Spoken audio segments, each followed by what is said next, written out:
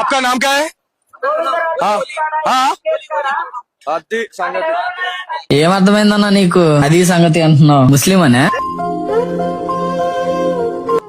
వాళ్ళు తెగించి సాయం చేస్తున్నారండి బాబండి. వాళ్ళు పీపీఈ కిట్లు ఇవాళ నేను పత్రికలో చూసి ఆశ్చర్యపోయాను. నరసింహరావు గారు ఒక పెద్ద ఆయన ఎవరో ఊళ్ళో చనిపోతే కొడుకులు నలుగురు మేము రాము, మాకు వచ్చింది అంటే ముస్లిం సేవా సమితి కార్యకర్తలు వచ్చి ఆయన హిందూ ధర్మం ప్రకారం దహనం చేశారండి.